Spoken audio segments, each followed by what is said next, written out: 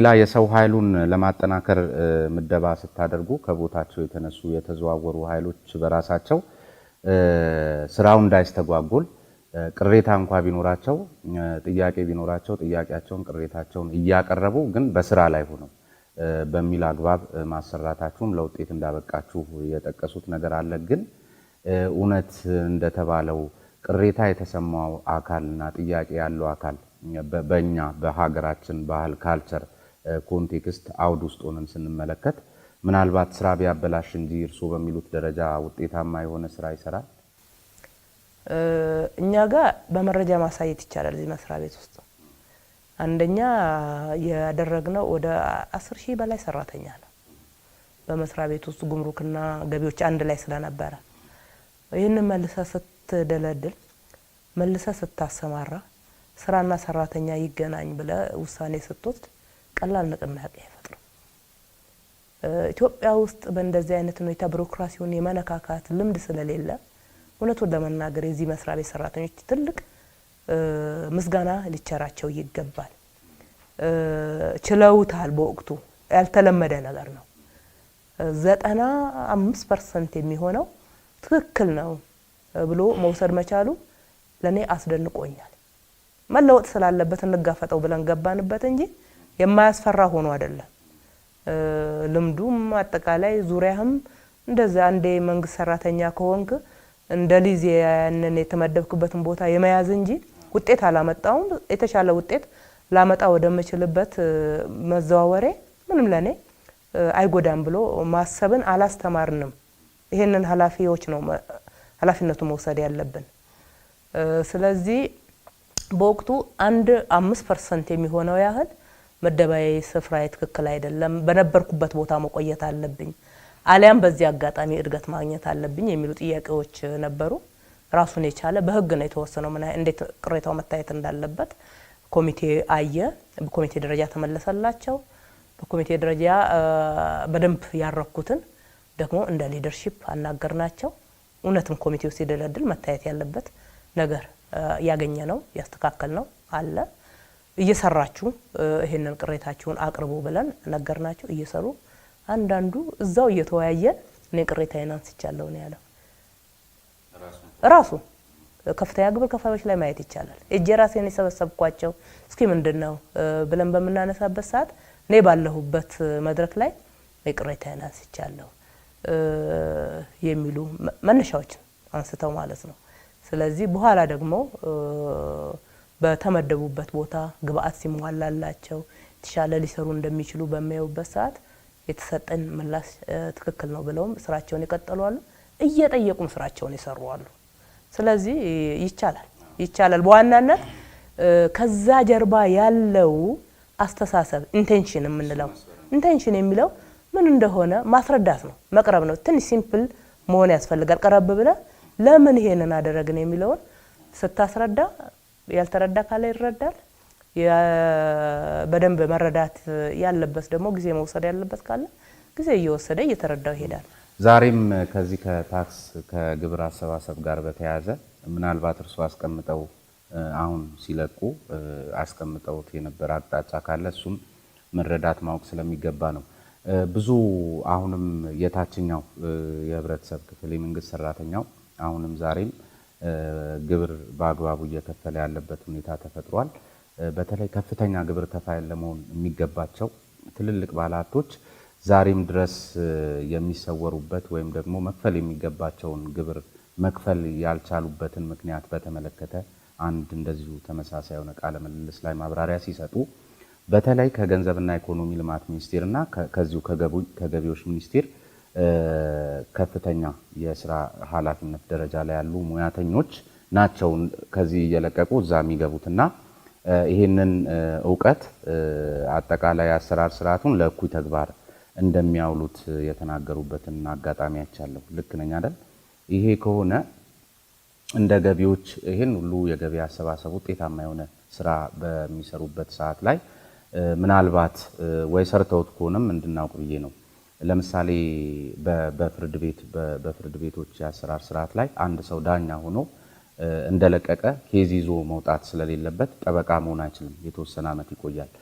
ተመሳሳይ አይነት የአሰራር ስርዓት ለመዘርጋት አልሞከራችሁም?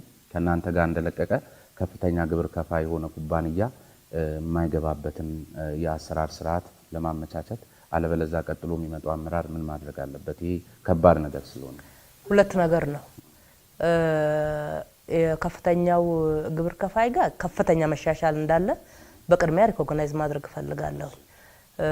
በዚህ በጀት ዓመት 127 ቢሊዮን በላይ በ6 ወር ስንሰበስብ 85 እጁ በራሱ ጊዜ ግብሩን አሳውቆ የከፈለ ነው።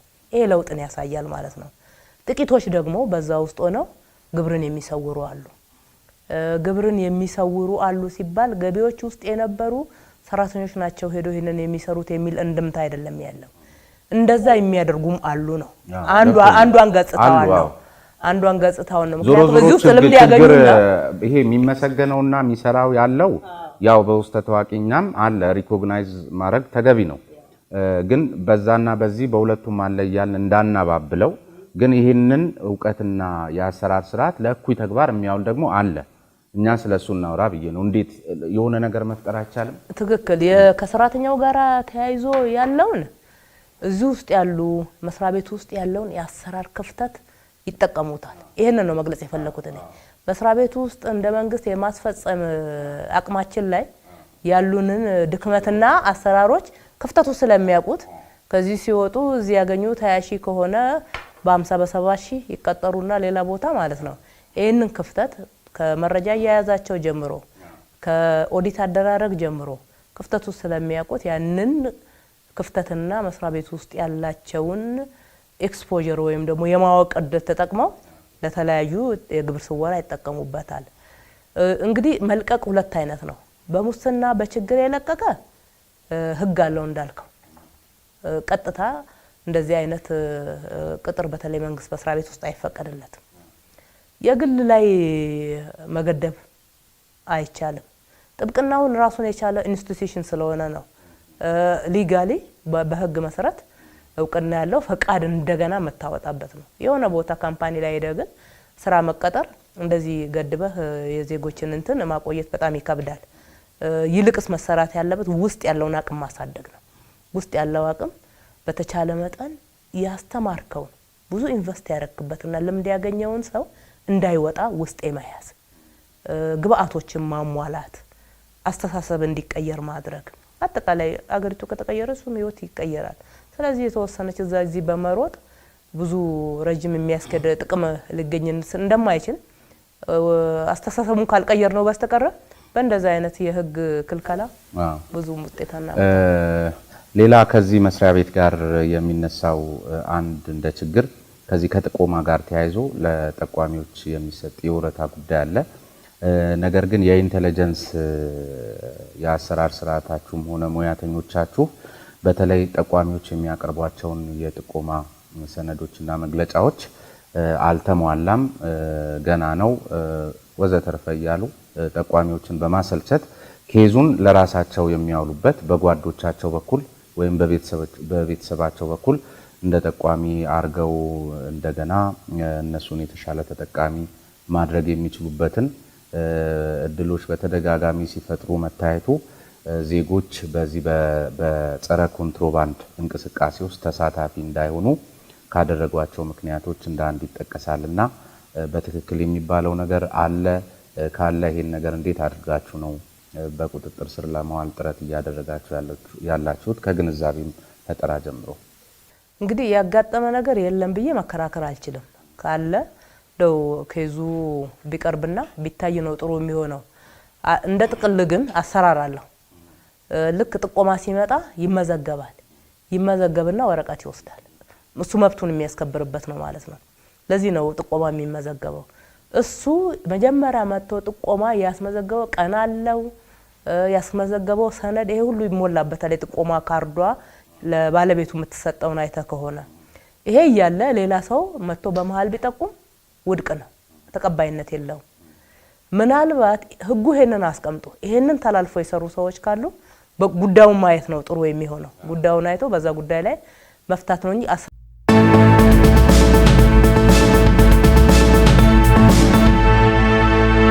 እንግዲህ ጉምሩክ ኮሚሽን አንዱ ሪፎርም ማለት ነው።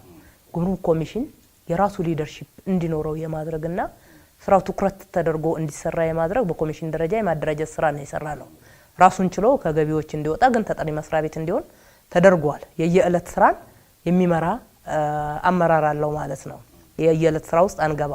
አጠቃላይ ግን ሪፎርሙን የመደገፍ እዛ ለሚያስፈልጋቸውን ውሳኔዎች የመወሰን ስራዎች እንረዳለን። ይሄ እንዳለ ሆኖ በዚህ በኢትዮጵያ ቢሮክራሲ ሲስተም ውስጥ በአንድ አመት ይሄ ሁሉ ይቀየራል እንዴ?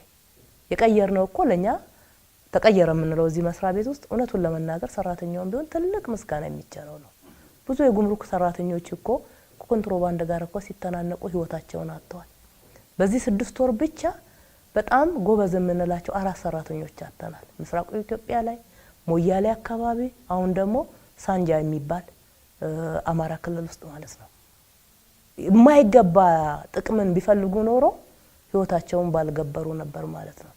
ባለፈው አመት ውጫሌ ላይ አመቱ መጨረሻ አካባቢ ተወጎ ውጫሌ ላይ ወደ 70 ሚሊዮን የሚሆን ወርቅና ጥሬ ገንዘብ የያዘው ፈታሽ ማንም አጠገቡ አልነበረም ሲፈትሽ። በሚሊዮን ቀርቦለት ነበር መደለያ። በሚሊዮን አምጣ አካውንትን እናስገባለን የሚል ማለት ነው። በመረጃ ያረጋገጥ ነው። በምንም አይነት ይሄንን አላደርገውም ብሎ ፈትሾ ያንን ነገር አጋልጧል ማለት ነው። በህይወቱ ጭምር ሲያስፈራሩት እንደዚህ አይነት ነገሮችን ማንሳት በቴክኖሎጂ በጣም በቅተናል የሚል ከዚህ በፊትም አላነሳው ዛሬም አላነሳው። በመካከለኛ ደረጃ ስለተፈጠረ ነገር ግን ምንድነው ይያልን ያለነው መለወጥ አለበት የሚል አቋም መውሰዳችንን ይሄንን በየደረጃ ያለው ሊደርሺፕ ማስያዛችንን ስልጠናዎች በአገር ውስጥና በውጪ ጭምር መስጠት መለወጥ እንዳለብን ሁሉ ጊዜ በውጪ እየተረዳን አንችልም። ውስጥ ነው የኖሌጅ ትራንስፈር ወይም ደግሞ የእውቀት ትራንስፈር ውስጥ መጠቀም መኖር መቻል አለበት። የታክስ ትራንስፎርሜሽን ጽፈት ቤት ከፍተም ማለት ነው። እዛ ላይ በእንግሊዝ ወይም በዲኤፍአይዲ የሚረዳ ፕሮጀክት አለን። እያንዳንዱን የስራ ሂደት ላይ ፕሮሰስ ኦነር ብለን ባለቤት ብለን መድበን የእውቀት ሽግግር እንዲፈጠር የማድረግ በሌላ በኩል ደግሞ መስሪያ ቤቱ መንግስት ቴክኖሎጂ ላይ ኢንቨስት እንዲያደርግ የማድረግ ስራ ነው እየሰራን ነው የምናሰለጥነው። ውጣ ውረዶች እኮ አሉ ያልካቸው እውነት ነው። እንደዚህ አይነት እውነቶችን ለንደብቅ ለምን ብለን ምክንያቱም ብዙ መሰልጠን ብዙ ክህሎት መጨመር መቻላል። ዓለም ዘመናለች። ሌላው ደረቅ ወደብ እኮ የኮንቴነር ቆይታ 2 ቀን ነው ስታንዳርድ ዓለምን ስናይ እኛ እዚህ ስታንዳርድ የነበረው 47 46 ቀን ነው። አሁን ነው ወደ 15 ቀን በአንድ አመት ጥረት ውስጥ እየመለስ ነው ያለ ነው ማለት ነው። እነኚህ ለውጦች አሉ። እነኚህ ለውጦች አሉ ማለት ችግር የለም ማለት አይደለም። በሂደት እየለወጥ ነው እያዘመን ነው እንሄዳለን። እስከዛ ድረስ ደግሞ ያለብን አጠቃላይ ሀገራዊ ችግሮች ማለት ነው በጋራ ነጋዴውም የሚካፈለው ድርሻ አለው፣ መስሪያ ቤቱም የሚይዘው ድርሻ አለው። ሁለተኛ ደረቅ ወደብ ውስጥ ደግሞ የሚያገለግለው አካል እኮ በጣም ብዙ ነው። ከ20 መስሪያ ቤት በላይ ነው። የዚህን ሁሉ ሰብስቦ ለጉምሩክ ነው የሚሰጠው ማለት ነው።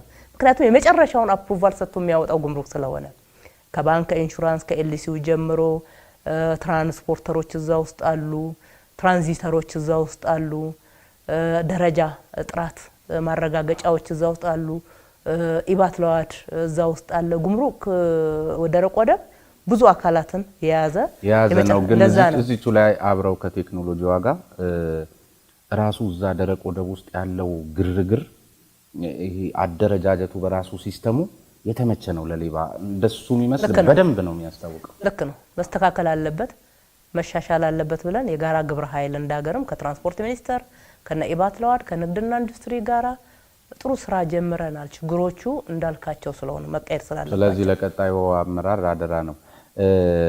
እዚህ ላይ አንድ ለተመልካቾችም በተለይ ደግሞ አመራርም ከአመራር መማር ስላለበት የዚች ሀገር ትልቅ እንቅፋት ከሆነ ኪራይ ሰብሳቢነት ሌብነት ስለሆነ ቀደም ሲል ያነሱት ባልደረባችሁን በብዙ ሚሊዮን ቀርቦለት ነበረ ያሉትን እርሶም ከንቲባ በነበሩ ሰዓት እንደዚህ አጋጣሚ ገጥሞት ስለነበረ ለተመልካቾችም መማር ላለባቸው አመራሮችም ጥሩ ተሞክሮ ስለሆነ እዚህ ጋር ቢያጫውቱኝ ደስ ይለኛል። የአዳማ የ7 ሚሊዮን ብር ጉዳይ ድለላ ቀርቦለት ነበርና እሱን በጣም ብዙ በተደጋጋሚ ያነበብኩ ይመስለኛል። አዳማ እንግዲህ ካነሳው አይቀር ገና እንደሄድኩ ነው ብዙም ወደ ስራ አልገባውም። ከተማው ላይ ብዙ በሌብነት በማጭበርበር እንደዚህ አይነት ነገሮች የመጠቀም ሁኔታ የተንሰራፋበት ከተማ ነበረ ብዬ ማንሳት እችላለሁ። ዛሬ መስተካከል ያለባቸው ብዙ ነገሮች አሉ ከተሞቻችን ላይ። እንደሄድኩ ነው የተወሰኑ ነጋዴዎች ገንዘብ አዋጥተው ሊሰጡኝ ተዘጋጅተው ደረስኩበት። መረጃው ደረሰኝ። በወቅቱ እንደምንም ያንን ማምከን ተችሏል። ልክ ነው። የገባውን ገቢ ተቀብለው ለድሃ ሰጡት። እንደዚህ አይነት ነገር ነው ካረሳው። አይ ነው እንደዛ ተደረገ። እንዳይገባ ነው የተደረገው።